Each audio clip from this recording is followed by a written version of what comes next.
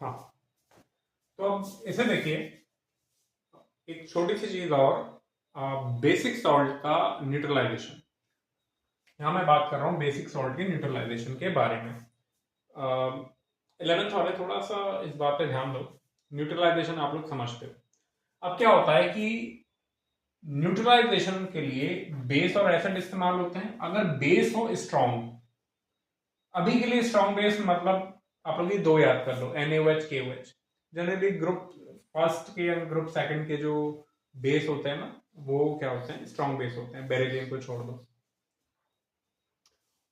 और बेस कैसा हो, स्ट्रॉन्ग, जैसे कि मान लो NaOH।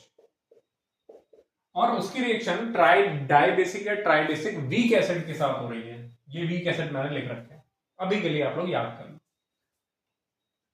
तो इसके साथ ये क्या करेगा, सॉल्ट बनाता है। क्या बनाता है, सॉल्ट। अब ये जो H2CO3 है, डाई बेसिक एसिड है, ये अपना एक H प्लस भी छोड़ सकता है, दो H प्लस भी छोड़ सकता है। तो ये इस तरीके से सॉल्ट बना सकता है। सेम ऐसे ही H3PO4 है, ये कौन कौन से सॉल्ट बना सकता है, Na3PO4। अगर तीनों H प्लस छोड़ दिए तो, करी है ना ये रिएक्शन हमने। अगर एक H प्लस छोड़ा तो, दो H प्लस छोड़े तो ये भी क्या है, ये सब सॉल्ट है। और let's say oxalic acid H2C2O4, क्या कहते हैं इसे, ऑक्सैलिक एसिड कहते हैं। ये एक H प्लस भी छोड़ सकता है और दो भी छोड़ सकता है। अगर दोनों छोड़ दिए तो ऐसा बनेगा, और एक ही H प्लस छोड़ा तो ऐसा बनेगा। ठीक है, ठीक है। तो ये यहां पर ये जो सॉल्ट लिख रखे हैं, ये है salt of weak base, sorry, weak acid and strong base. देखो ये टॉपिक आयनिक इक्विलिब्रियम से रिलेटेड है, बट हम यहाँ पर जितना काम का है बस उतना समझने की कोशिश करते हैं, हल्का हल्का सा टच ले रहे हैं। तो इसलिए ये सब होते हैं बेसिक सॉल्ट। कैसे होते हैं ये सब, बेसिक सॉल्ट है। यानी जब ये पानी में होते हैं तो पानी को ये पानी का जो पीएच है वो 7 से ऊपर रखते हैं। इन सब में जो पीएच है, पीएच समझते हो ठीक, नहीं तो कोई बात नहीं, 7 से ऊपर रहती है, यानी मीडियम बेसिक रहता है।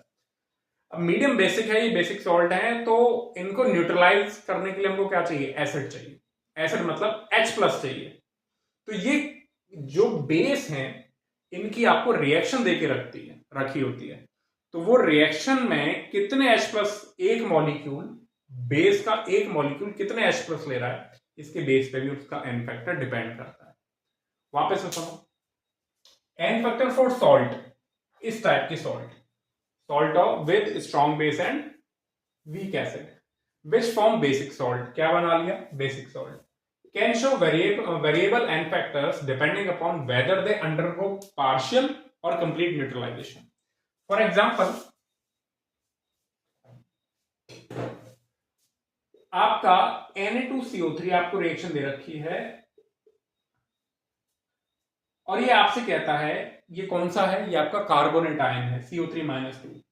ये एक H प्लस भी ले सकता है और ये दो H प्लस भी ले सकता है। जब ये एक H प्लस लेता है तो बनाता है NaHCO3, और जब ये दो H प्लस लेता है तो क्या बनाता है, H2CO3। कार्बोनेट आयन याद करो, जब हम आयंस में पढ़ रहे थे तब हम यही तो पढ़ा था हमने, कार्बोनेट आयन अगर एक H प्लस लेता है तो ये HCO3-, इसका एन फैक्टर 1। और अगर ये दो H प्लस लेता है न्यूट्रलाइज होने के लिए, तो ये जो आपका एनायन है इसको न्यूट्रलाइज करना है। ये जो एनायन है ना, कार्बोनेट कार्बोनेट, इसको न्यूट्रलाइज करना है, क्योंकि इस एनायन की वजह से ही आपका जो मीडियम है वो बेसिक है। ठीक है, ठीक है। इसे कॉन्जुगेट बेस कहते हैं। क्या कहते हैं, कॉन्जुगेट बेस कहते हैं। अब कॉन्जुगेट बेस क्या होता है, आयनिक इक्विलिब्रियम की चीज है। तो कहने का मतलब यह है कि इस जगह पर इसका एन फैक्टर 1 है और इसका एन फैक्टर 2। ठीक है, ठीक है। तो इसे कहते हैं partial neutralization of sodium carbonate, और इसे कहते हैं complete neutralization of sodium carbonate. ठीक है, ठीक है। तो इसे लिखो, इसको मिटाता हूं।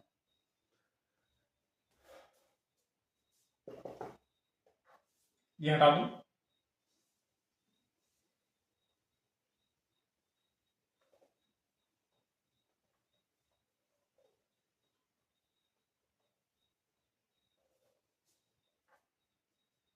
आपसे क्वेश्चन पूछ लिया,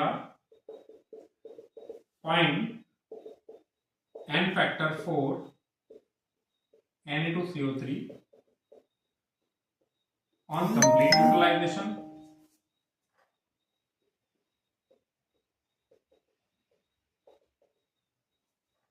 and on partial utilization।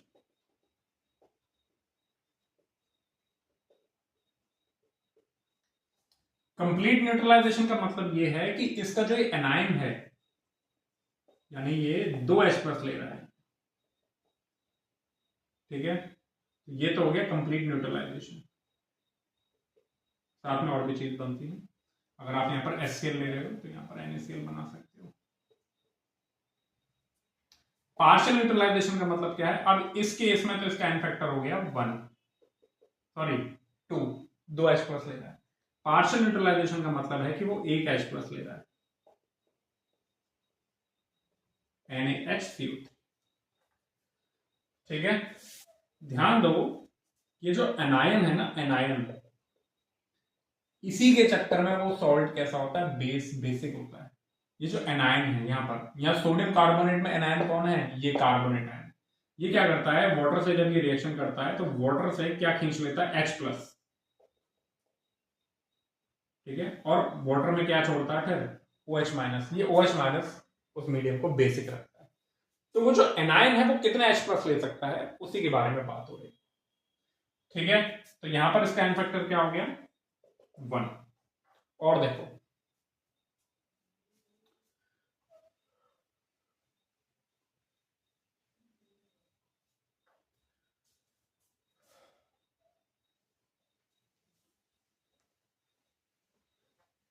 जैसे कि आपसे वो पूछे, find n factor for Na3PO4 when it neutralized with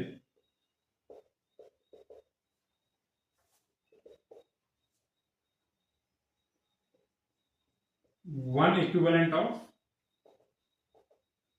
HCl,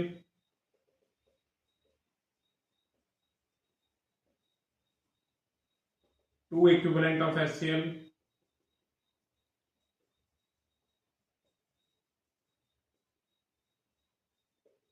3 equivalent of HCl, ठीक है। तो क्या करोगे, Na3PO4 कितने HCl ले रहा है, 1। Na3PO4 कितने HCl ले रहा है, 2। इक्विवेलेंट का यह मतलब है कि Na3PO4 अगर 1 है तो उसके साथ 1 HCl, अगर Na3PO4 1 है तो उसके साथ 2 HCl, Na3PO4 1 है तो उसके साथ 3 HCl। ये मतलब है यहां पर इक्विवेलेंट का।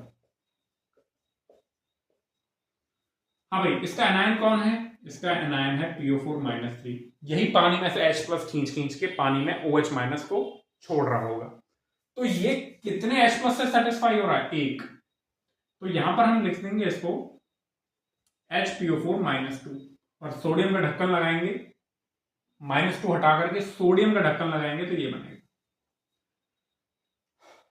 2 इक्विवेलेंट है, यानी इस PO4 -3 को 2 H प्लस मिल गए, यानी H2PO4 माइनस।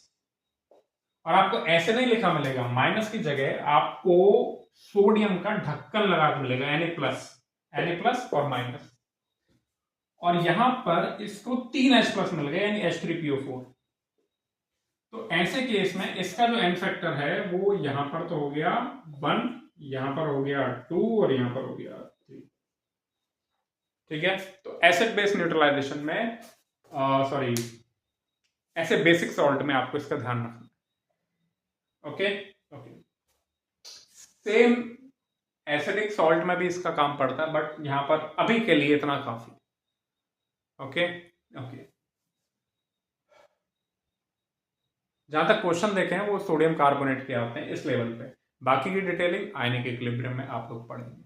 तो आई होप आप लोगों को ये सॉल्ट वाली चीज क्लियर हुई, ठीक है। ओके, चलिए इसके क्वेश्चन आपको डिस्क्रिप्शन में मिल जाएंगे, कुछ क्वेश्चंस मैं डालता हूँ डिस्क्रिप्शन में, एक बार देख लेना। और क्या कह रहा हूँ, कोई दिक्कत हो तो कमेंट सेक्शन में पूछ सकते हैं, बाकी अच्छा लगा तो लोग जानते हैं प्लीज, ठीक है। Thank you so much. तो ये आपके एन फैक्टर हुए। अभी इक्विवेलेंट कंसेप्ट में और भी चीजें बाकी हैं जिनमें हम metal oxide, metal chloride, metal hydride इनके बारे में बात करेंगे, ठीक है। चलिए आगे बढ़ते हैं, थैंक यू।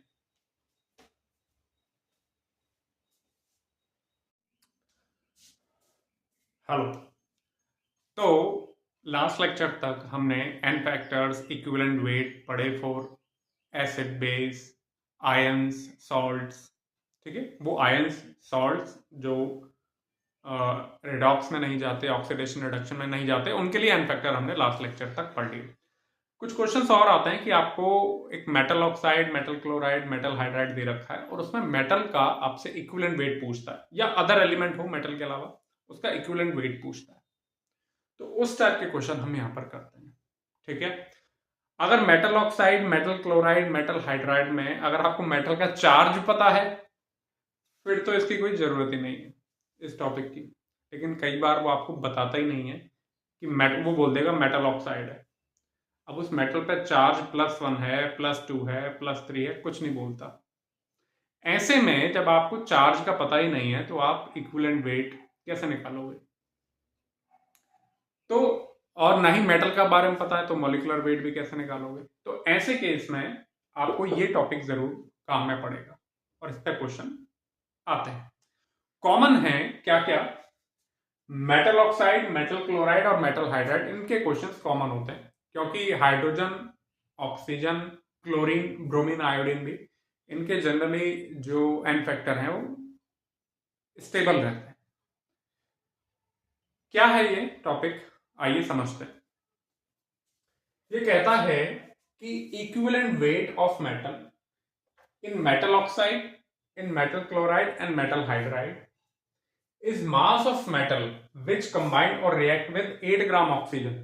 अगर मेटल ऑक्साइड की बात हो रही है तो मेटल ऑक्साइड में मेटल का इक्विवेलेंट वेट वो वेट होगा जो 8 ग्राम ऑक्सीजन से कंबाइन होता है या रिएक्ट करता है।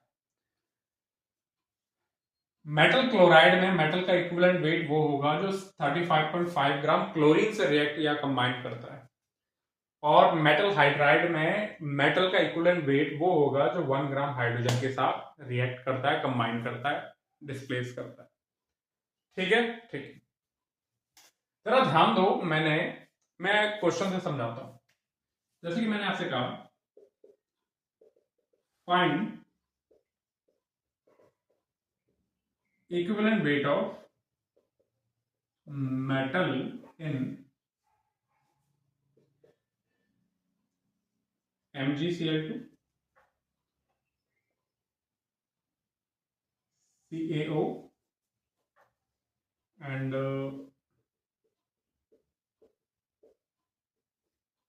AlH3। इनमें जो मेटल हैं इनके इक्विवेलेंट वेट बताओ। तो अगर मैं इस मेथड का इस्तेमाल करूंगा तो क्या करूंगा, जरा ध्यान दो।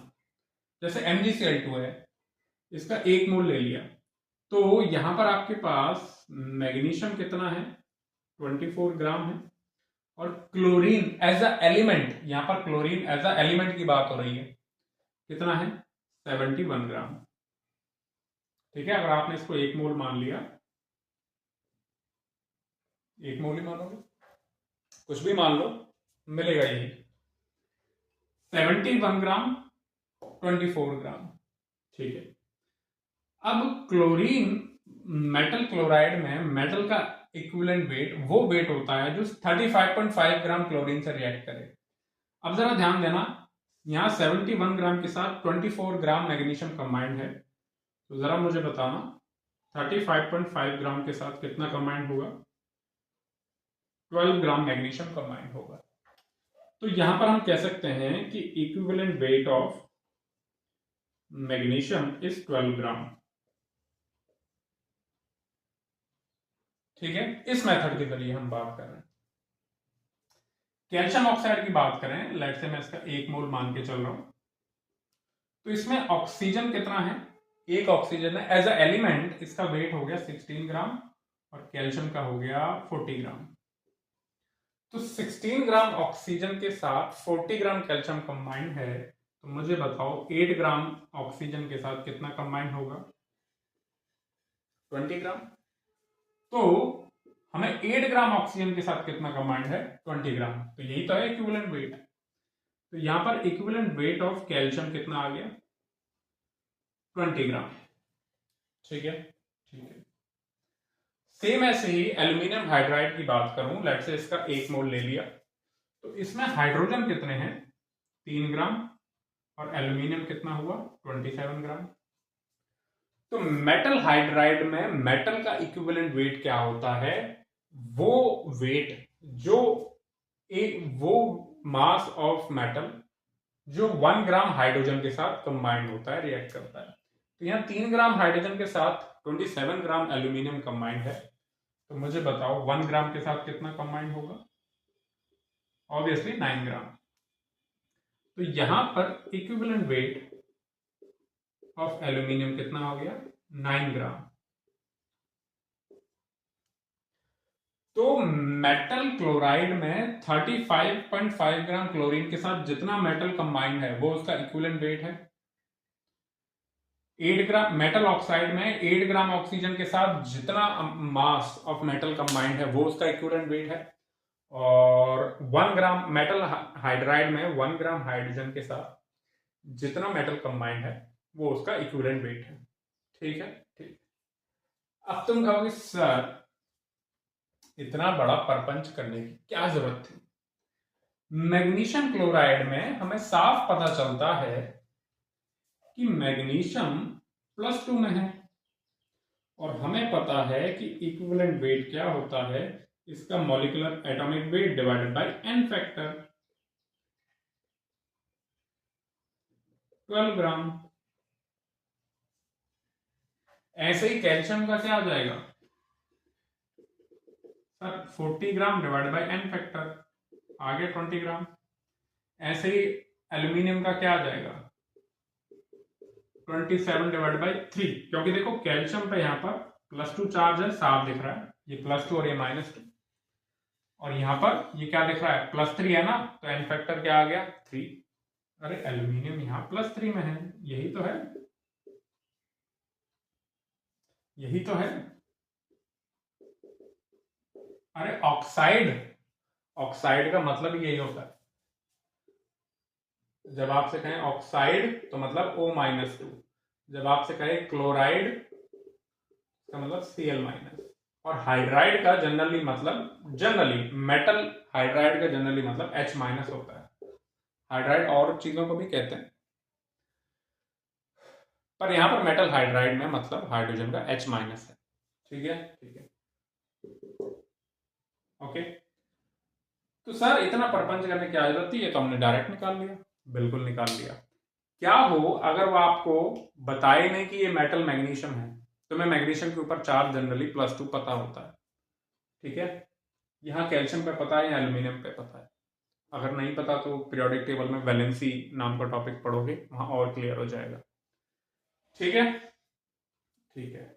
तो ऐसे कौन से क्वेश्चन हैं जिसमें आप बिना इस कंसेप्ट की मदद के वो क्वेश्चन कर ही नहीं सकते, मैं उस क्वेश्चन को करके दिखाता हूं। अच्छा, इससे पहले एक चीज और, क्या आपने गौर किया कि यहां पर 8 ग्राम ही ऑक्सीजन क्यों लिया, 35.5 ग्राम ही क्लोरीन क्यों लिया, और 1 ग्राम हाइड्रोजन ही क्यों लिया? इसका जवाब आपको यहां मिलेगा, पहले यहां लिखो, मैं बताता हूं।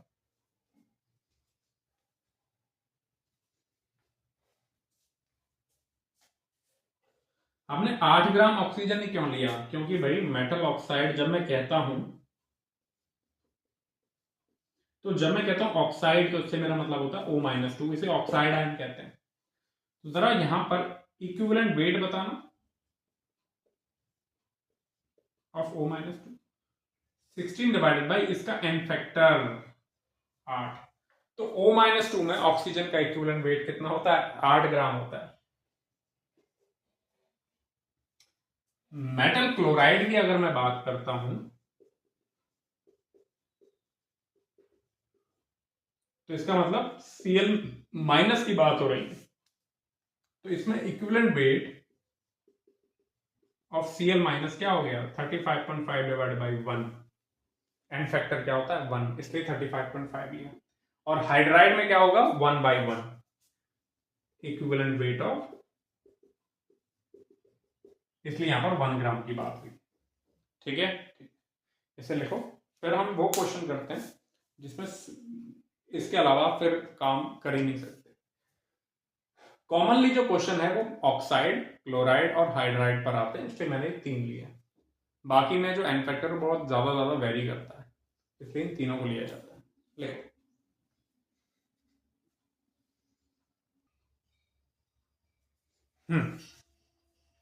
अब मान लीजिए आपके पास एक क्वेश्चन है कि if a metal oxide contains 60% oxygen by mass, तो बताओ इक्विवेलेंट वेट क्या होगा मेटल का। अब तुम्हारे पास मेटल के ऊपर चार्ज है क्या? नहीं। मेटल पता है क्या? नहीं। जब मेटल नहीं पता तो उसका ना एटॉमिक वेट पता है ना एन फैक्टर पता है, तो कैसे निकालोगे? नहीं। तो ऐसे केस में वही कंसेप्ट काम करेगा। आपको पता है अब मेटल ऑक्साइड है, कैसे करेंगे देखो, 60% ऑक्सीजन बाई मास। इसका मतलब ये है कि मेटल ऑक्साइड कितना है? इसका मतलब ये है कि इन 100 ग्राम मेटल ऑक्साइड 60 ग्राम क्या है भाई? Oxygen as a element. तो 40 ग्राम क्या हो गया भाई? मेटल। ठीक है, ठीक है। तो बस 60 ग्राम ऑक्सीजन के साथ 40 ग्राम मेटल कंबाइंड है, तो 8 ग्राम के साथ कितना होगा? फिर विथ 60 ग्राम ऑक्सीजन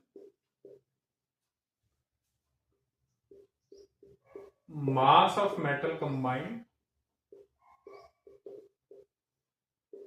कितना? 40 ग्राम। तो with 8 gram oxygen mass of metal combined क्या होगा? 40 gram divided by 60 gram into 8 gram. Solve करेंगे तो 832, 320 डिवाइड बाई 32/6, 6 5 5.33 ग्राम। क्या आ गया? 5.33 ग्राम।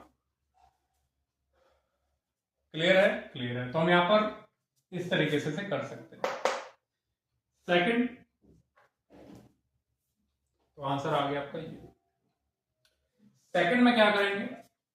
मेटल क्लोराइड में 64% क्लोरीन बाई मास है, तो इससे कैसे करेंगे? इन 100 ग्राम मेटल क्लोराइड 64 ग्राम तो हो गई आपकी क्लोरीन एंड 36 ग्राम क्या हो गया आपका? मेटल।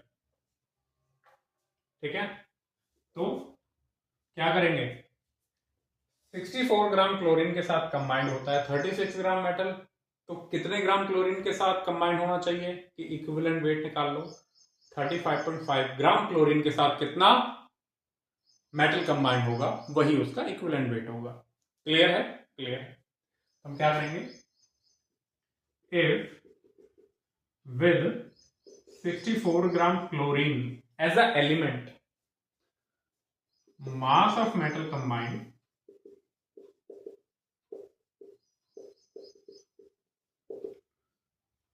कितना? 36 ग्राम।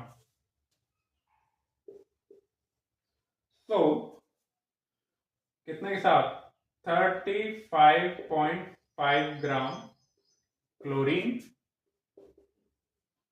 मास ऑफ मेटल कंबाइंड कितना होगा? 36 gram divide by 64 gram into 35.5 gram. Solve करोगे, जो कि आप कर लोगे, तो इसमें आंसर आपको लगभग मिलेगा 19.9 ग्राम, यानी 20। ठीक है, ठीक है। अच्छा, यहां से आप फॉर्मूला भी जनरेट कर सकते हो कि जैसे ये क्या है, इक्विवेलेंट वेट ऑफ मेटल, ये क्या है, equivalent weight of metal is equal to, ये क्या था 40 ग्राम, ये 40 ग्राम था mass of metal, mass of metal upon 60 gram क्या था, mass of oxygen, mass of oxygen into 8 gram क्या था, इक्विवेलेंट वेट ऑफ ऑक्सीजन, जो कि ऑलवेज यहां पर क्या होगा, 8 ग्राम होगा।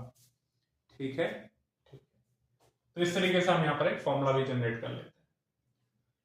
सेम ऐसे ही इसे लेकर के क्या फॉर्मूला जनरेट कर सकते हैं, equivalent weight of metal in metal chloride, ये क्या है, mass of metal, mass of chlorine, equivalent weight of chlorine, mass of metal जो कि गिवन होगा, मास ऑफ क्लोरीन जो कि गिवन होगा, into equivalent weight of chlorine या क्लोराइड जो कि 35.5। ठीक है, ठीक है, हटा दो, हटा देता हूं, लिखो इसे।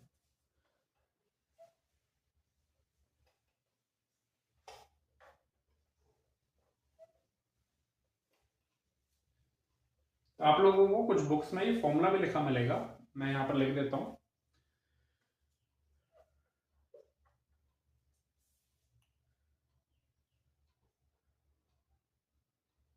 मास of metal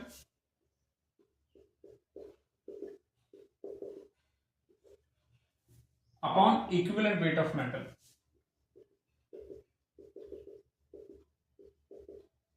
is equal to, ये इधर नीचे गया, तो मास ऑफ ऑक्सीजन यहां और इक्विवेलेंट वेट ऑफ ऑक्सीजन यहां, मास of oxygen upon equivalent weight of oxygen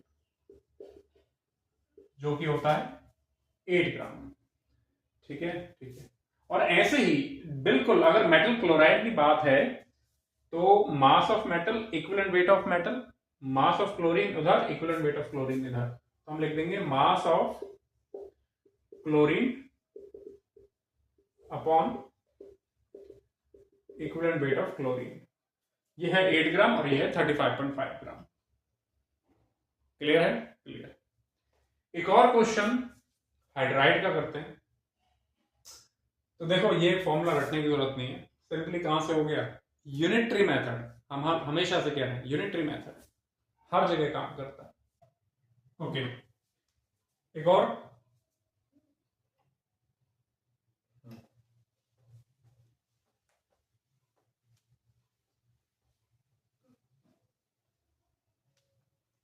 एक हाइड्राइड का question.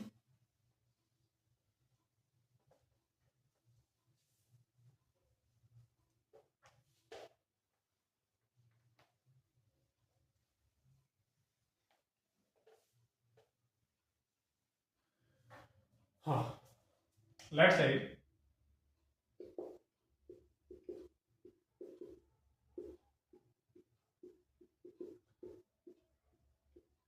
a metal hydride have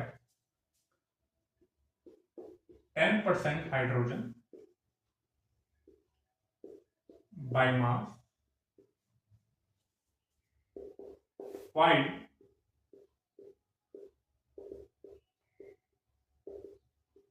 equivalent weight of metal। कैसे, तो आपको पता है कि 100 ग्राम मेटल हाइड्राइड में, इन 100 ग्राम मेटल हाइड्राइड क्या क्या है, 10 ग्राम है hydrogen as a element, H2 नहीं, एज अ एलिमेंट, तो 90 ग्राम क्या हो गया आपका मेटल। ठीक है, तो 10 ग्राम हाइड्रोजन के साथ 90 ग्राम मेटल कंबाइन होता है, तो हमें कितने ग्राम हाइड्रोजन के साथ चाहिए? 1 ग्राम हाइड्रोजन के साथ जितना मेटल कंबाइन होगा वही उसका इक्विवेलेंट वेट होगा। तो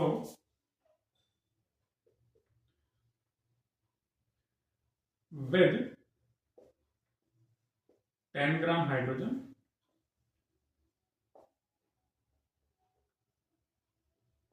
mass of metal combined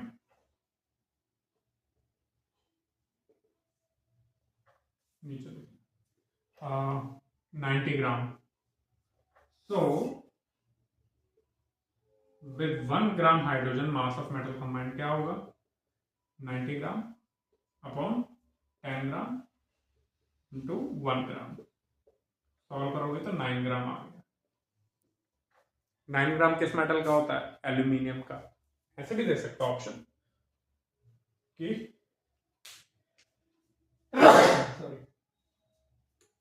वो लिख दे कि बताओ वो एलिमेंट कौन सा होगा, या बताओ वो हाइड्राइड कौन सा होगा, ऐसे भी ऑप्शन लिख सकता है। जैसा वो MgH2 होगा, या वो AlH3 होगा, या वो CaH2 होगा, ऐसे कुछ भी, या वो NaH होगा, तो बताओ वो मेटल हाइड्राइड कौन होगा। हाँ, यहाँ तो आपको ये मेथड लगाने की जरूरत ही नहीं है, आपको पता है। यहाँ पर तो +3 है, यहाँ +3 है, तो देखो 9 ग्राम ही आएगा इसका एल्यूमिनियम का, 27/3, तो ये आंसर हो जाएगा। ठीक है, ठीक है। तो सेम आप जरा ध्यान देना, इक्विवेलेंट वेट ऑफ मेटल क्या है? Mass of metal upon mass of hydrogen into equivalent weight of hydrogen.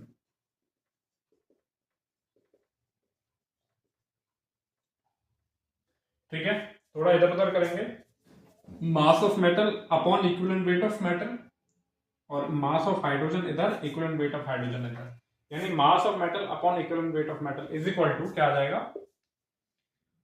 Mass of hydrogen upon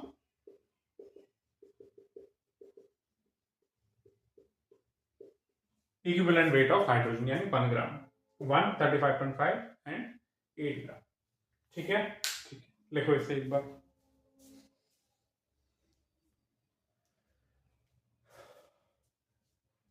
तो मैं ऐसे लिख देता,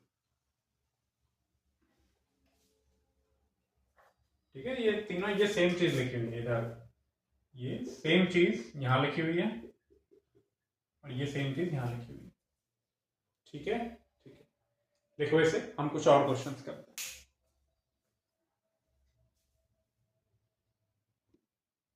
हैं।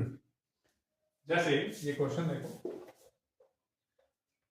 weight of metal oxide is x gram containing y gram oxygen, the equivalent weight of metal is। ठीक है, आप इसे फॉर्मूला बेस्ड भी कर सकते हो या यूनिटरी मेथड भी कर सकते हो। देखो ध्यान से कैसे, आप लोग खुद भी कर सकते हो। मेटल ऑक्साइड है, उसका मास कितना दे रखा है? x ग्राम, और उसमें y ग्राम क्या है? ऑक्सीजन है, तो मास ऑफ मेटल क्या हो गया? x minus y. Obviously metal oxide में से ऑक्सीजन घटाओगे तो मेटल ही तो बचेगा, तो आपसे इक्विवेलेंट वेट पूछ रहा है, तो बस रख दो, या तो फॉर्मूला रख दो, मास ऑफ मेटल कितना है? x माइनस के y upon equivalent weight of metal, इसको यहां पर वो E कह रहा है, is equal to mass of oxygen वो खुद दे रहा है y gram, upon equivalent weight of oxygen हम जानते हैं कि 8 ग्राम होता है, तो कितना आ गया? 8x माइनस के वाई अपॉन वाई, आंसर आ गया डी। क्लियर? अगर आप फॉर्मूला नहीं यूनिटरी मेथड से करना चाहो तो आप कैसे कर सकते हो? मास ऑफ मेटल कितना है? x माइनस वाई ग्राम, कैसे करोगे यूनिटरी मेथड से? तो x minus y gram metal combined with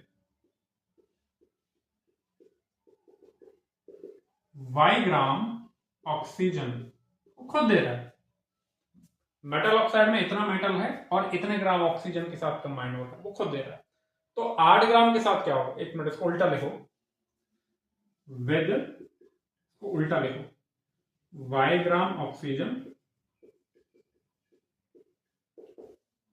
mass of metal combine कितना है x माइनस वाई ग्राम, तो with 8 gram oxygen mass of metal combine क्या होगा x minus y upon y into 8, कितने ग्राम,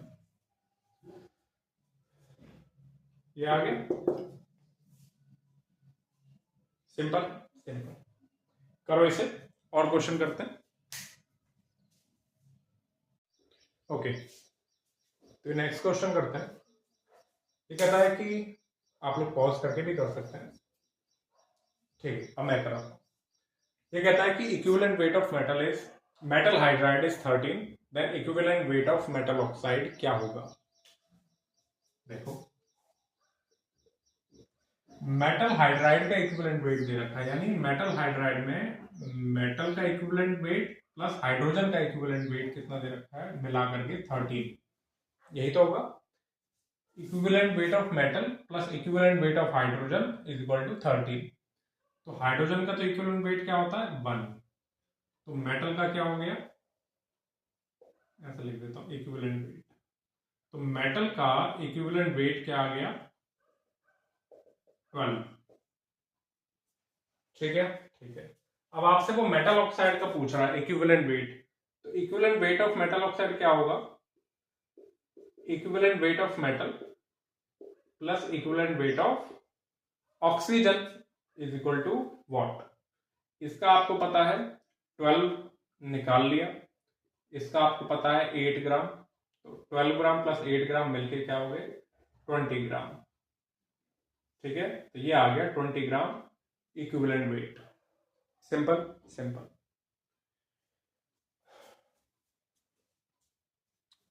नेक्स्ट क्वेश्चन में कहता है कि equivalent weight of copper chloride is 99.5, तो find the formula of copper chloride, और कॉपर का एटॉमिक वेट दे रखा है, ठीक है। देखो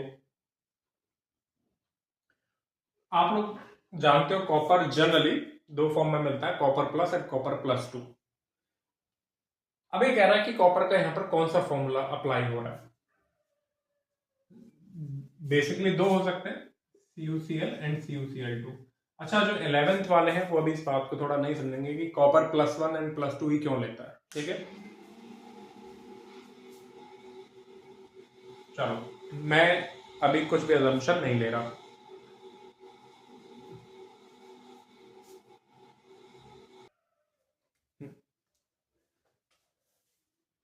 तो हमें नहीं पता कॉपर पे क्या चार्ज रहता है जनरली, 12th वाले या प्रॉपर वाले जानते हैं, 11th वाले नहीं जानते, हम वैसे करते हैं। तो equivalent weight of copper chloride, copper chloride में कॉपर और क्लोराइड क्लोरीन तो होगा, अब कितने कॉपर होंगे कितने क्लोरीन होंगे हमें नहीं पता, बस इतना तो लिख ही सकते हो, equivalent weight of copper plus equivalent weight of chlorine is equal to 99.5। तो यहां से कॉपर का इक्विवेलेंट वेट क्या आ गया, इसका क्या होता है क्लोरीन का, क्लोराइड का 35.5, तो इक्विवेलेंट वेट ऑफ कॉपर क्या आ गया 64, ठीक है ठीक है। इक्विवेलेंट वेट और मॉलिक्यूलर वेट अप्रॉक्स बराबर आए, क्या है अप्रॉक्स बराबर आए, तो इसका मतलब ये है कि आप लोग जानते हो equivalent weight is equal to atomic weight या मॉलिक्यूलर वेट, कुछ भी ले लो, यहां पर एटॉमिक वेट लेंगे डिवाइडेड बाय n फैक्टर। तो एटॉमिक वेट है 63.5 डिवाइडेड बाय कितना करोगे कि यहां पर 63.5 या अप्रॉक्स 64 आए, कितना करोगे तो n फैक्टर यहां पर आएगा 1,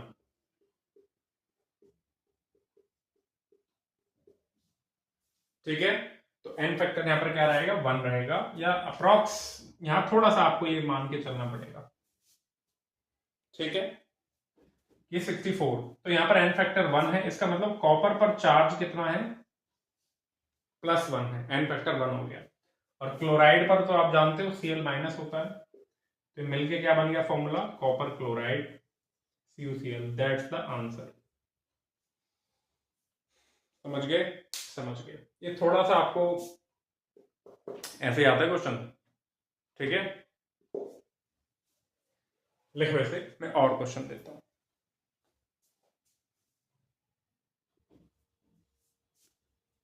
ओके, अब थोड़ा हम यहां पर बात कर लेते हैं इक्विवेलेंट वॉल्यूम के बारे में, ठीक है। क्या होती है इक्विवेलेंट वॉल्यूम, हमने इक्विवेलेंट वेट पढ़ा, वैसे इक्विवेलेंट वॉल्यूम भी है। देखो डेफिनेशन वाइज लिखें तो क्या लिखेंगे,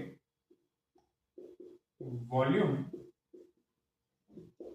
occupied by 1 gram equivalent of gas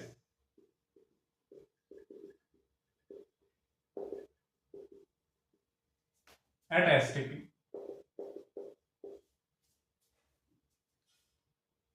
is called equivalent volume, ठीक है, ठीक है।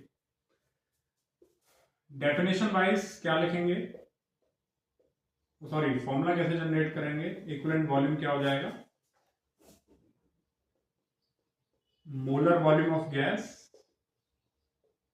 डिवाइडेड बाय एन फैक्टर, ठीक है। ये एट एसटीपी है, जो कि हम जानते हैं क्या होता है 22.4 लीटर,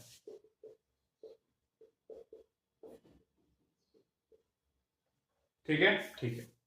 और यहां पर एन फैक्टर क्या है, एन फैक्टर क्या रिप्रेजेंट करता है, represent number of electrons exchange. ये तो काम होगा रेडॉक्स रिएक्शन में, अगर आप पढ़ोगे फॉर रेडॉक्स रिएक्शन, जो कि हम नहीं पढ़ रहे हैं यहां पर। और number of ions replaced in reaction, ये तो हमने पढ़ा है, एसिड बेस रिएक्शन में पढ़ा हुआ है, वहां से हमने एन फैक्टर निकाला था।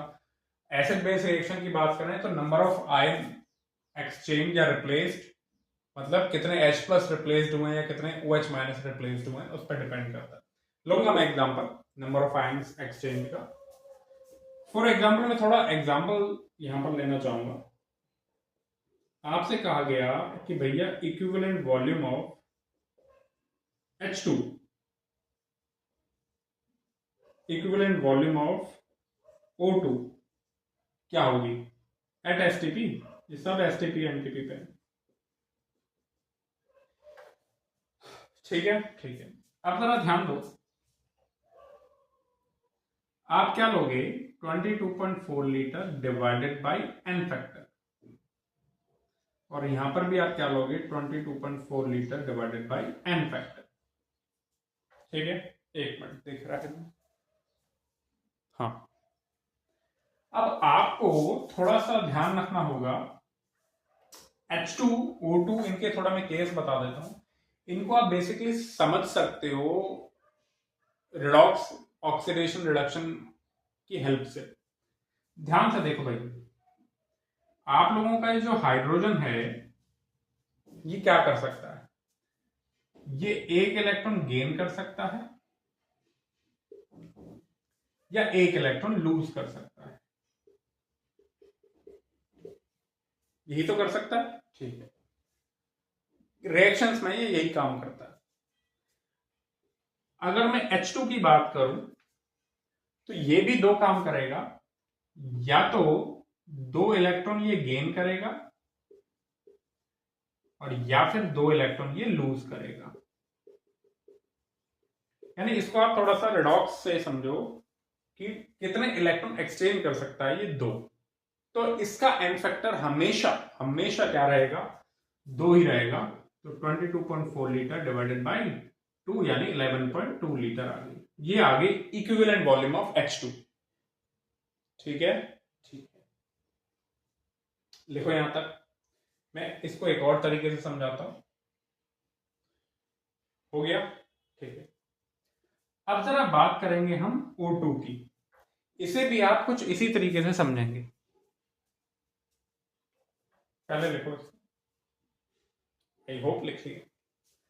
अब ऑक्सीजन का जो केस है ना, ऑक्सीजन जनरली यही काम करता है। देखो ऑक्सीजन, अगर आपको थोड़ा सा आइडिया हो इलेक्ट्रॉनिक कॉन्फ़िगरेशन इसका क्या है, इसके पास 8 इलेक्ट्रॉन होते हैं, 1s2 2s2 2p4। तो ये 2 इलेक्ट्रॉन लेना चाहता है जनरली, हमेशा जनरली 99%, 99.9% ये ऐसे ही काम करता है। 2 इलेक्ट्रॉन गेन करता है, O-2 बनाता है। ठीक है, ठीक है। तो इसका मतलब अगर मैं O2 की बात करूंगा, O2 को अगर O-2 में कन्वर्ट होना है तो कितने इलेक्ट्रॉन चाहिए? 4 इलेक्ट्रॉन चाहिए। तो ये O2 का एन फैक्टर हुआ कितना? 4। ये केसेस जो हैं ऑक्सीजन का आप याद भी रख सकते हैं। तो यहां पर आ गई इसकी इक्विवेलेंट वॉल्यूम 5.6 लीटर। ठीक है, ये इसकी इक्विवेलेंट वॉल्यूम आ गई। ओके, अच्छा, एक और तरीके से समझो, लिखो यहां पर। आपको कभी कभी वो कहता है कि भाई इक्विवेलेंट वॉल्यूम ऑफ H बताओ, इक्विवेलेंट वॉल्यूम ऑफ O बताओ, खाली एज अ एटम की बात कर रहा है। अब तुम मुझे बताओ, यहां पर हम क्या लिखेंगे? H की बात है तो यहां पर इसकी क्या आएगी? Molar volume, atomic volume at STP. जब H2 गैस की वॉल्यूम एट एसटीपी कितनी होती है? 22.4 लीटर। तो एक हाइड्रोजन की क्या होगी भाई? अगर H2 की 22.4 लीटर है तो H की तो 11.2 लीटर ही होगी, divided by N factor. Hydrogen क्या कर सकता है? या तो एक इलेक्ट्रॉन छोड़ेगा या लेगा, एन फैक्टर हमेशा 1। तो ये आ गई इसकी इक्विवेलेंट वॉल्यूम H की। ऑक्सीजन की बात करें तो सेम, O2 के केस में मोलर वॉल्यूम क्या है? डायटोमिक गैस है 22.4 लीटर, तो एक एटम की वॉल्यूम ऑब्वियसली 11.2 लीटर। तो यहां पे लिखेंगे 11.2 लीटर डिवाइडेड बाय ऑक्सीजन क्या करता है? 2 इलेक्ट्रॉन लेता है जनरली, 99.9% वो 2 इलेक्ट्रॉन लेता है।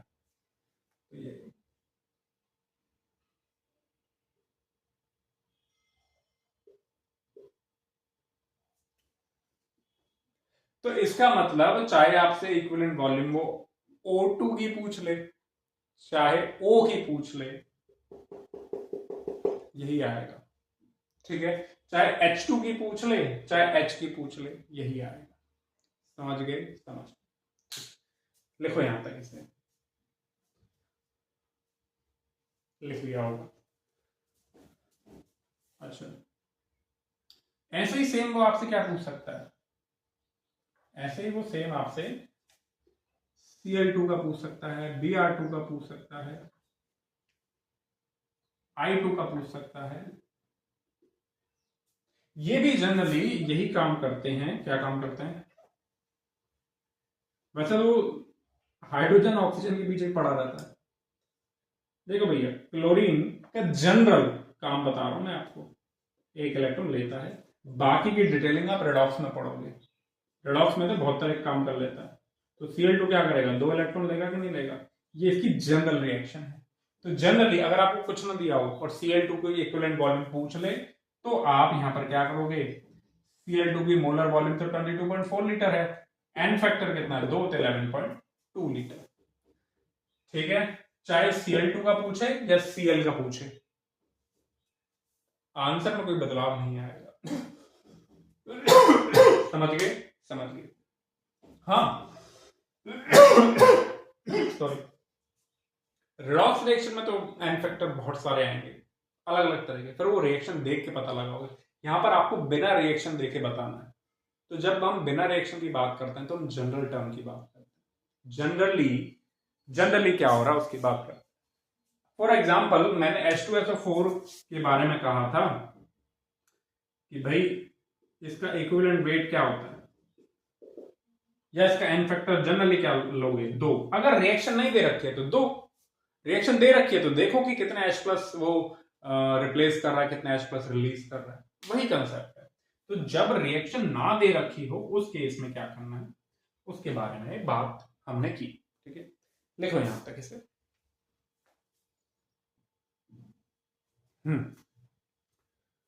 अब देखो हमने एन फैक्टर को एक बार मैं रिप्लेसमेंट ऑफ आयंस के बेस पर बता देता हूं कुछ रिएक्शंस में। एसिड बेस के लिए तो हम पढ़ चुके हैं, जितने H प्लस रिप्लेस होंगे, जितने OH माइनस रिप्लेस होंगे, वो उनका एन फैक्टर है। Other than acid base reaction में क्या होता है वो कुछ एग्जांपल मैंने यहां लिए हैं। फॉर एग्जांपल आपसे इसका एन फैक्टर पूछा गया सोडियम कार्बोनेट का, तो ध्यान देना कि सोडियम कार्बोनेट के यहां पर 2 सोडियम आयन को 2 H प्लस रिप्लेस कर रहे हैं। ये फर्दर हालांकि आपको ऐसा लिखा बनता है जनरली H2O प्लस CO2। तो अगर आप देखोगे तो 2 sodium plus are replaced by 2 H plus. तो नंबर ऑफ आयंस रिप्लेस्ड, इसके कितने आयंस रिप्लेस्ड हैं, 2। तो यहां पर आप क्या बोलोगे, इसका एन फैक्टर 2, और उसी के अकॉर्डिंग उसकी वॉल्यूम आएगी, इक्विवेलेंट वॉल्यूम आएगी। ठीक है, हालांकि ये गैस नहीं है, इक्विवेलेंट वॉल्यूम का कंसेप्ट गैस में लगता है। यहां पर इसका एन फैक्टर, हालांकि ये तो हम पहले भी कर चुके हैं, एसिड बेस रिएक्शन के बेस पे किया है हमने। किसके बेस पे, एसिड बेस रिएक्शन के बेस पे। तो इसका एन फैक्टर यहां पर आ गया 1, क्योंकि एक सोडियम आयन ही रिप्लेस हो रहा है। ठीक है, ठीक है, 1 sodium ion plus replaced by 1 H plus. इसके सॉल्ट, ये भी सॉल्ट है, इसमें देखो न्यूट्रलाइजेशन रिएक्शन चल रही है सारी। PO4 माइनस 3 यानी Na3PO4 3 H प्लस ले रहा है, तो इसका मतलब 3 Na plus are replaced by 3 H plus. Clear, clear. तो एन फैक्टर 3। यहां पर देखोगे तो Na3PO4 के कितने सोडियम आयन रिप्लेस हो रहे हैं, 2 सोडियम आयन रिप्लेस हो रहे हैं, तो N factor 2 Na plus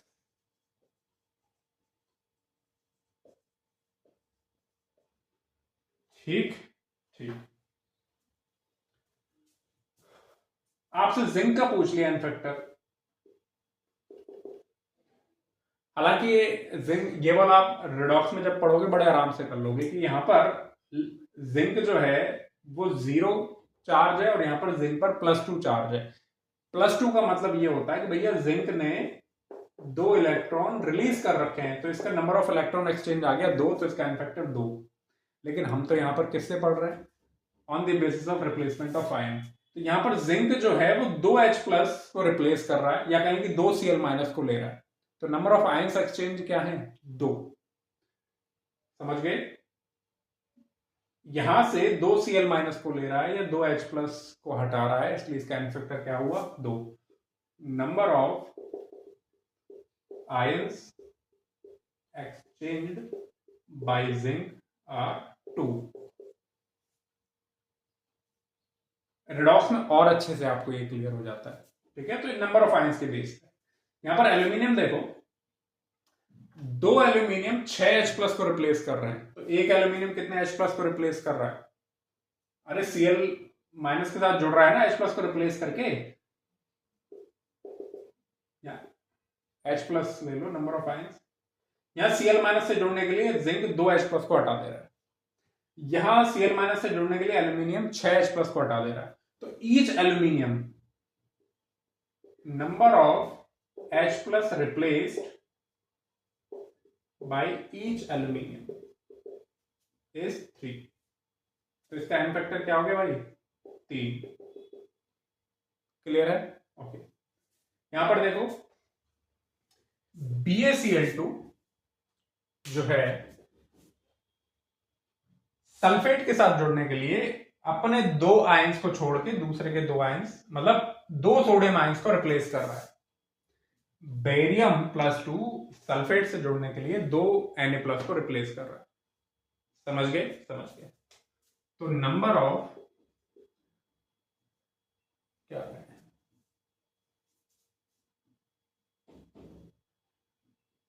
2Na plus are replaced by Ba plus 2। तो यहां पर n फैक्टर क्या हो गया इसका, BaCl2 का n फैक्टर कितना आ गया, पूरे का ही n फैक्टर आ गया 2। पूरे का ही n फैक्टर क्या आ गया 2। और अगर आप इसको चार्ज से भी समझना चाहें, Ba plus 2 इक्विवेलेंट वो n फैक्टर ऑफ चार्ज 2। और ये तो आपकी जाने पहचाने रिएक्शन है। H3PO4 का n फैक्टर क्या होगा, कितने H प्लस रिप्लेस हो रहे हैं, यहाँ 3 है और यहाँ 2 है, कितने H प्लस रिप्लेस हुए, एक H प्लस रिप्लेस हुआ है, तो इसका n फैक्टर हुआ 1। तो आई होप आप लोगों को ये चीज, ये बातें क्लियर हुई। थोड़ा सा यहां समझ में आता है, बाकी रेडॉक्स में आता है। चलिए ठीक है, ठीक है, इसे लिखिए।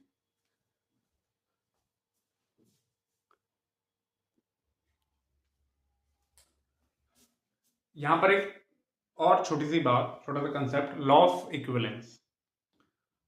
ये लॉ जैसे हमने मोल कंसेप्ट पढ़ा, वैसे इक्विवेलेंट कंसेप्ट है, और इक्विवेलेंट कंसेप्ट का एक बहुत ही पावरफुल लॉ है। आप आगे टाइट्रेशन जो भी करेंगे, आप रेडॉक्स टाइट्रेशन करेंगे, वॉल्यूमेट्रिक टाइट्रेशन करेंगे, आप इसमें इसकी मदद जरूर लेंगे। ठीक, अभी तो हम वो नहीं कर रहे टाइट्रेशन, अभी तो सिंपल आपको एक आइडिया दे रहा हूं लॉ ऑफ इक्विवेलेंस क्या होता है। ठीक है, देखो, लॉ ऑफ इक्विवेलेंस कहता है कि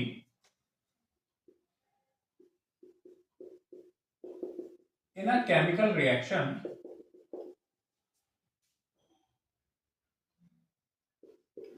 number of gram equivalents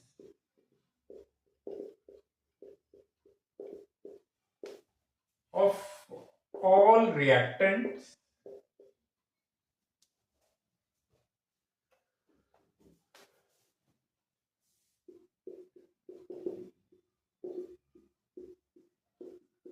and products are equal, are equal।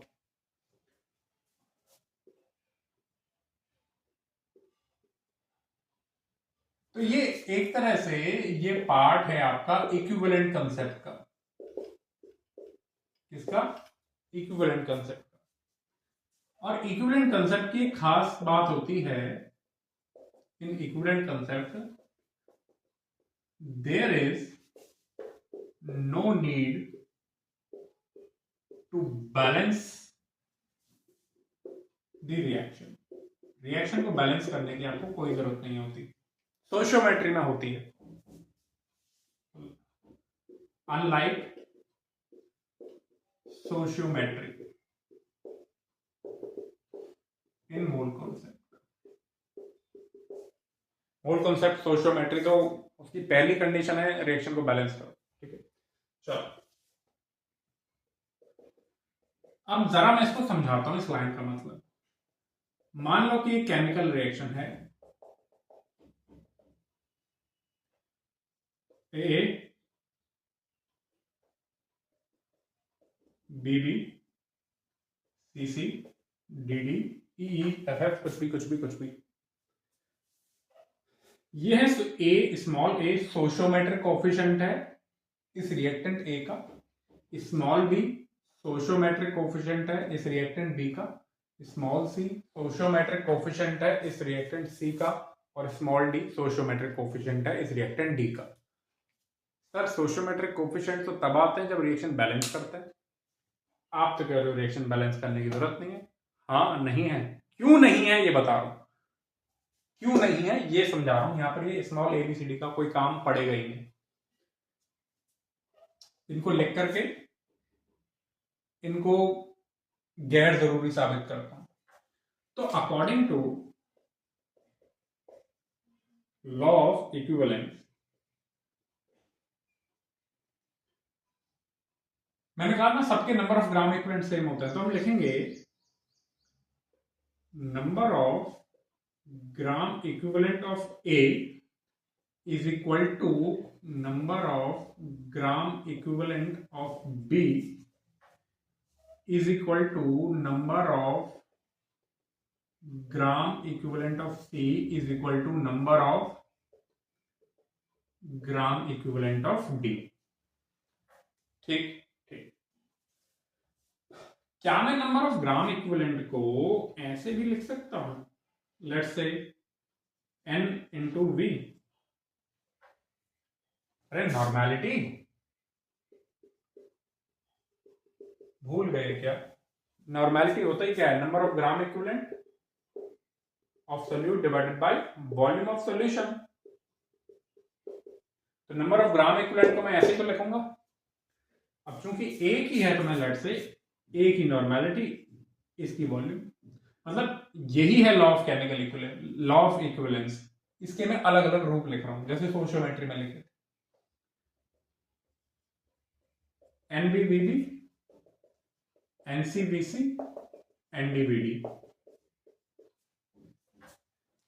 ए की नॉर्मेलिटी ए की वॉल्यूम, बी की नॉर्मेलिटी बी की वॉल्यूम, सी की नॉर्मेलिटी सी की वॉल्यूम, डी की नॉर्मेलिटी डी की वॉल्यूम। बताओ क्या इन सोशियोमेट्रिक कोएफिशिएंट की कहीं कोई जरूरत पड़ी? नहीं। तो रिएक्शन को आप बैलेंस करो मत करो कोई फर्क नहीं पड़ता।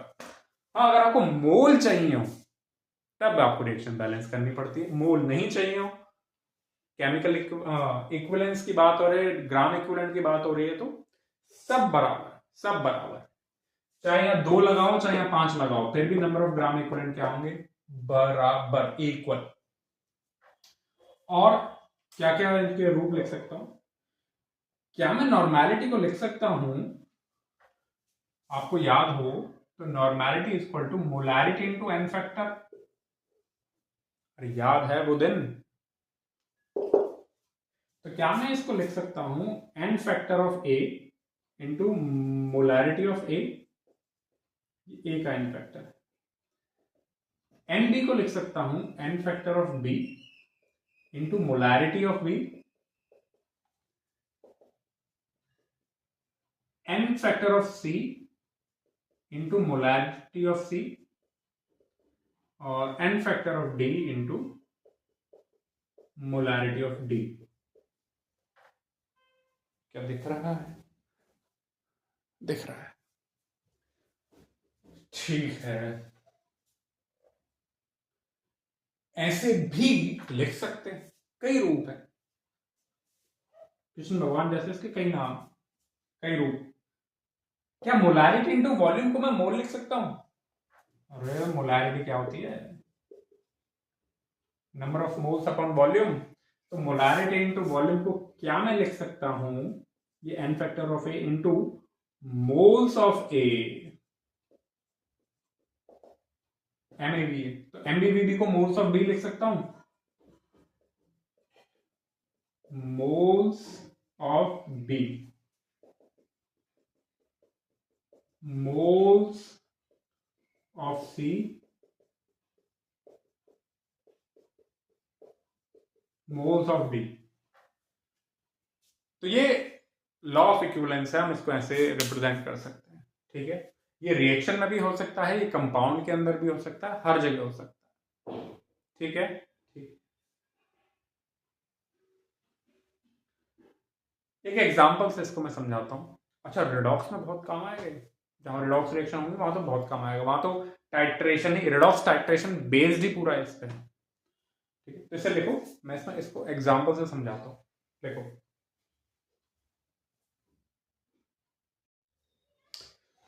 ठीक है, तो इस लॉ ऑफ इक्विवेलेंस को हम अप्लाई करना सीखते हैं। पहले मैं इसको एसिड बेस न्यूट्रलाइजेशन पे अप्लाई करता हूं। किस पर? On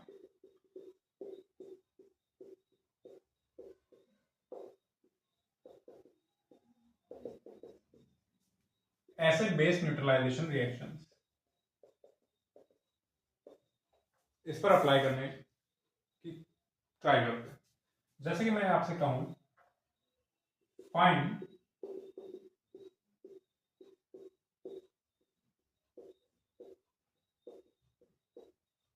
how many moles of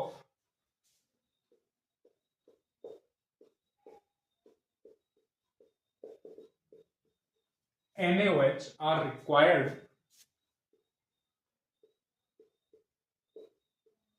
to neutralize completely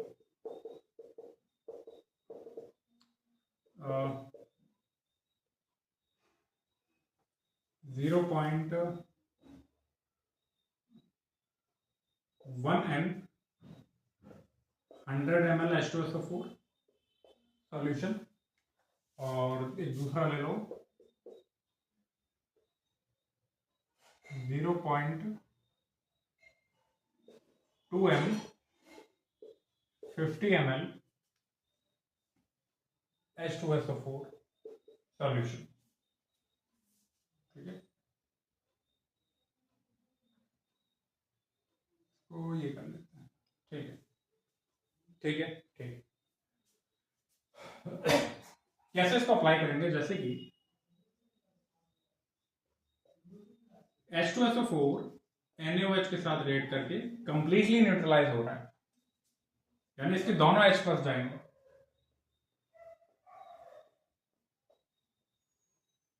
कोई बैलेंसिंग की जरूरत नहीं, यहाँ 2 लगाओ मत लगाओ, 2 NaOH लगाओ मत लगाओ, कोई दिक्कत नहीं। अब आप यहाँ पर लॉ ऑफ इक्विवेलेंस लगाओगे तो लिखोगे number of gram equivalence of H2SO4 is equal to number of gram equivalence of NaOH। Even आपको ये रिएक्शन आगे मालूम ना भी हो तो भी चलेगा, कि साहब आगे क्या बन रहा है नहीं पता, मान लो 11th के बच्चों को नहीं पता, चल जाए, बराबर कर दो। ठीक है, बैलेंस मत करो।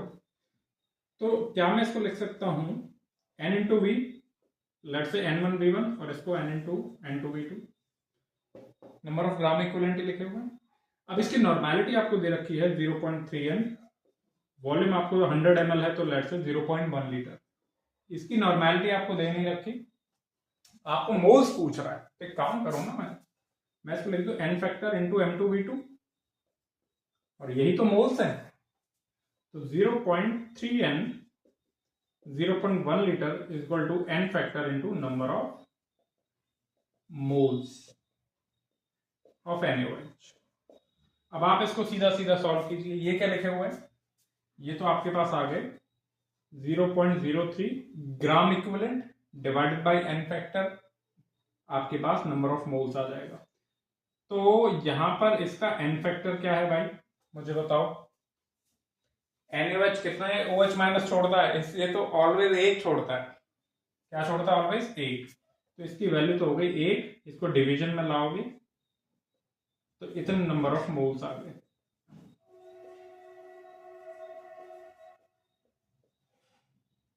तो 0.03 मोल लिख देता हूं। इस तरीके से इसका इस्तेमाल किया जा सकता है। क्लियर, क्लियर दिख रहा है, दिख रहा है। चलो यहां अप्लाई करते हैं। अगर 11th के बच्चों को इसमें यहां पर दिक्कत आती है तो मैं एक बात कह देता हूं, आयनिक इक्विलिब्रियम का वेट करो, ऐसा निपटाओगे ऐसे। हालांकि मैं यहां भी बता सकता हूं, पर क्यों यहां टाइम वेस्ट कर।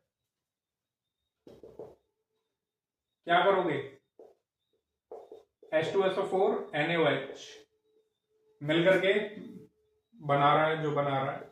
चलो पता है तो लिख देते, नहीं पता है तो मत लिखो। कंप्लीट न्यूट्रलाइजेशन है तो इसका n फैक्टर तो 2 है, और NaOH है तो ये कैसा भी कर ले n फैक्टर तो 1 ही रहेगा, और इसमें हमें n फैक्टर की जरूरत भी नहीं है। हाँ है, यहाँ n फैक्टर की जरूरत है। तो नंबर ऑफ ग्राम इक्विवेलेंट इसके is equal to number of gram equivalent इसके, क्या मैं इसको लिख सकता हूँ n फैक्टर इंटू M1V1 और n factor into M2V2। n factor कितना है इसका 2, M1 0.2n और 50 ml को लिख दो आप 0.05 लीटर। ठीक है, n फैक्टर इसका आ गया 1 और ये आ गया मोल। मोल को मैं ऐसे लिख देता हूं, moles of NaOH। Molarity into litre cut के मोल ही तो आता है, तो कितने आ गए 2 इंटू 0.05 मोल, ये आ गए मोल्स ऑफ NaOH। ठीक है, सॉल्व करेंगे तो 5 10 इंटू 10⁻³ या 0.02 मोल। ठीक है, इस तरीके से इसका यहाँ थोड़ा सा यूज हमने सीख लिया। डिटेल आयनिक इक्विलिब्रियम में आप सीखोगे, न्यूट्रलाइजेशन। बड़े आगे एक दो क्वेश्चन और करते हैं इस लॉ ऑफ इक्विवेलेंस पे। आप लिखो, मैं इसे मिटाता हूं।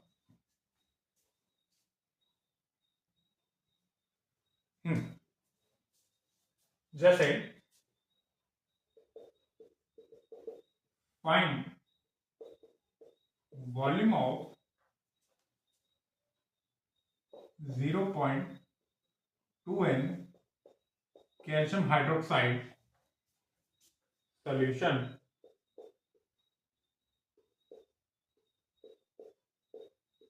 to neutralize completely 0.3n, क्या ले लो 200 ml solution of H3PO4, इसको कंप्लीटली न्यूट्रलाइज करने के लिए कितना कैल्शियम हाइड्रोक्साइड चाहिए।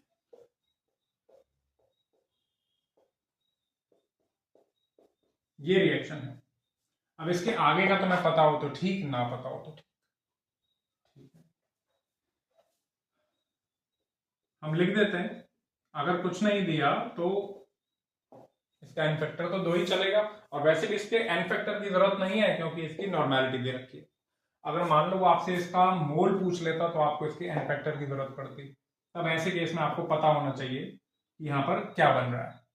अगर नहीं दिया तो आप मान के चलो कि इसका एन फैक्टर 2 है, जो नॉर्मल वाला है। ठीक है, ठीक है। तो number of gram equivalent of this is equal to number of gram equivalent of that. 0.3n 200 ml को ऐसे लिख दिया, और 0.2n और इसकी वॉल्यूम लो साहब आ गई, n से n कितना आ गया 0.3 लीटर, बात खत्म। 300 ml। ठीक है, ठीक है। एक दो क्वेश्चन और,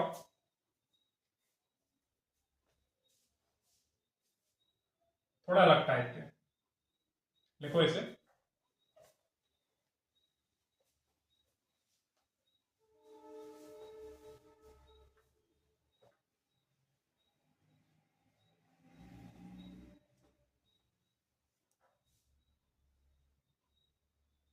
हाँ,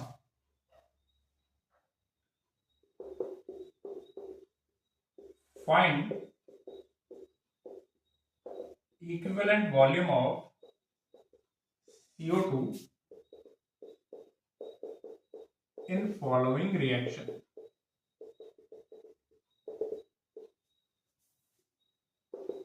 आपको लेट से एक रिएक्शन दे रखी है, सोडियम कार्बोनेट HCl के साथ रिएक्शन करके H2O plus CO2 plus 2NaCl बनाता है,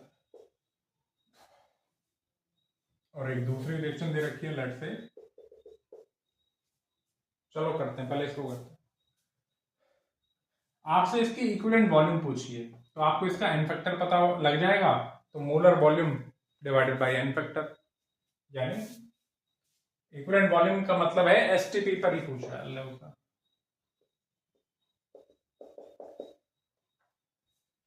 अब यहां पर कई लोग क्या बड़े ही अजीबोगरीब तरीके से इनके एन फैक्टर निकालते हैं कि अगर CO2 है इसका एन फैक्टर ऐसे इसलिए आएगा, वैसे इसलिए आएगा। मैं इसको इक्विवेलेंट कंसेप्ट से, इक्विवेलेंस लॉ ऑफ इक्विवेलेंस से सॉल्व करने की कोशिश करता हूं। देखो ध्यान,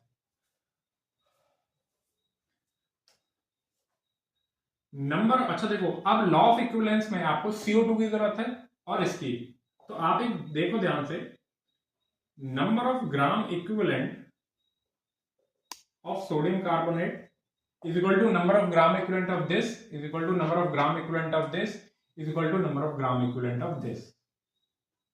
तो मैं डायरेक्टली जिसकी रिक्वायरमेंट है उसका लगा लेता हूं। ठीक है, लगा। अब जरा ध्यान दो, N1V1 is equal to N2V2। अब इसका एन फैक्टर पता नहीं, अच्छा सॉरी, इसका एन फैक्टर इनटू दिस और इसका एन फैक्टर इनटू दिस। तो ये तो क्या आ गया भैया, मोल्स ऑफ सोडियम कार्बोनेट, और ये आगे था मोल्स ऑफ CO2। ना नॉर्मेलिटी पता, ना मोलैरिटी पता, ना मोल्स दे रखे, तो यहां पर आपको थोड़ा सा, अब मोल्स नहीं दे रखे तो थोड़ा सा आपको स्टोइचियोमेट्री का लिहाज कर लेते हैं। आप ये देखो कि 1 मोल सोडियम कार्बोनेट कितने मोल CO2 दे रहा है, बैलेंस करो। यहां पर हम बैलेंस कर रहे हैं क्योंकि वो मोल चाहिए, रिक्वायर्ड हो गई, होती नहीं है, यहां रिक्वायरमेंट हो गई क्योंकि कुछ दे ही नहीं रखा। तो मोल निकालने के लिए कुछ हमें करना पड़ेगा। तो लेट्स से यहां पर 2HCl, तो यहां बन गया, वैसे तो ये ऐसे बनता है H2CO3, जिसको ब्रेक करके ऐसे लिखते हैं, और 2NaCl। तो साफ दिख रहा है कि जब इसका 1 मोल खर्च होता है, जब इसका 1 मोल खर्च होता है तो इसका 1 मोल ही बनता है। तो जब इसका 1 मोल खर्च होगा तो इसका 1 मोल बनेगा, लो साहब।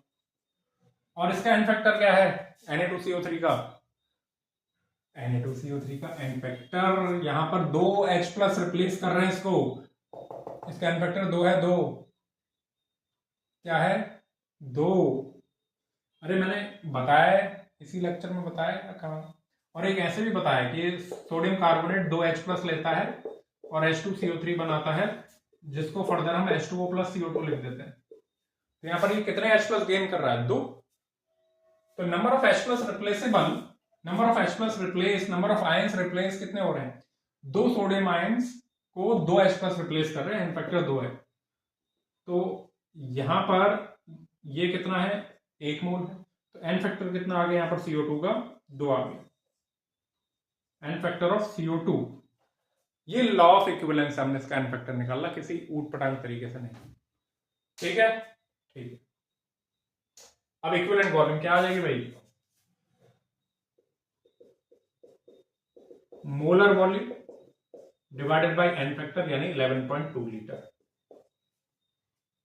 ये मेरा तरीका हो गया, और भी तरीके होते हैं, यहां पर मैं लॉ ऑफ इक्विवेलेंस पढ़ाया तो इसमें ये तरीके से इस क्वेश्चन को सॉल्व कर दिया। ठीक है, ठीक। कोई और तो सॉरी, दिख रहा है ना ये, किसी और तरीके से मैं मना क्यों कर रहा हूं इस क्वेश्चन में बताता हूं। अगर मान लो आपने CO2 का एन फैक्टर आप 2 लेके चल रहे हो, किसी और तरीके से, कई लोग इस तरीके से निकालते हैं, अब 11th वाले हो आप लोग तो अभी जो मैं सिखा रहा हूं उसी से ही जानते हो। मान लो आपको रिएक्शन दे दी सोडियम कार्बोनेट प्लस HCl, और ऑब्वियसली इसका एक H+ इसके एक Na+ को रिप्लेस करके H2CO3 बनाता है। तो उस H2CO3 को मैं ऐसे लिख देता हूं, इस H2CO3 कार्बोनिक एसिड को ऐसे लिख दिया, H2O + CO2। ठीक है, अरे CO2 जब निकलती है ना गाड़ियों वाड़ियों से, तो वाटर से रिएक्ट करके वो यही कार्बोनिक एसिड बनाती है, और यही कार्बोनिक एसिड टूट के वाटर एंड CO2 बनाता है। ठीक है,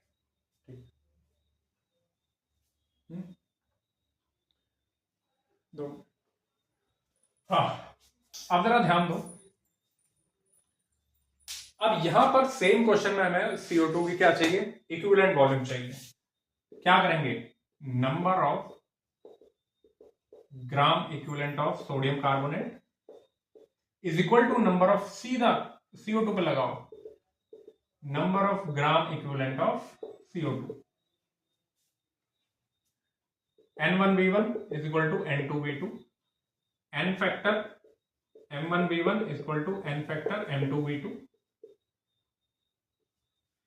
हाँ भाई, एन फैक्टर कितना है इसका, एक H+ एक सोडियम आयन को रिप्लेस कर रहा है, number of ions replaced are 1, और ये क्या है, mole, mole of sodium carbonate, इसका एन फैक्टर हमें पता नहीं, और ये क्या है, moles of CO2, mole of sodium carbonate. अब थोड़ा यहां पर हमको सोशियोमेट्री की मदद लेनी पड़ेगी, क्योंकि ना तो हमारे पास यहाँ नॉर्मेलिटी है, ना मोलैरिटी है, कुछ नहीं है, कुछ नहीं है, कुछ नहीं है, तो फिर कुछ ना कुछ तो करना पड़ेगा। तो जरा ध्यान दो, ये पूरी बैलेंस्ड है, तो अगर इसका 1 मोल लेते तो वो खर्च होकर के CO2 का 1 मोल देता।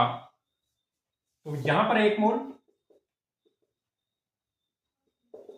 और यहां पर इसका कितना, 1 मोल, तो एन फैक्टर कितना आ गया, 1, किसका, CO2 का, किसका, CO2 का। तो इक्विवेलेंट वॉल्यूम क्या हुई, एक मिनट, दिख रहा है ना,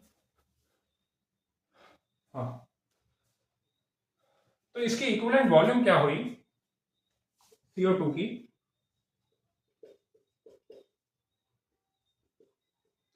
molar volume divided by N factor 1, 22.4 litre. इसलिए कहते हैं CO2 को, ऐसे क्वेश्चन में CO2 में ज्यादा इधर उधर का कंसेप्ट नहीं लगाना चाहिए, लॉ ऑफ इक्विवेलेंस लगाओ, आंसर पाओ। ठीक है, आई होप ये चीज क्लियर हुई। इसे लिखो, फिर मैं शायद, पहले लिखो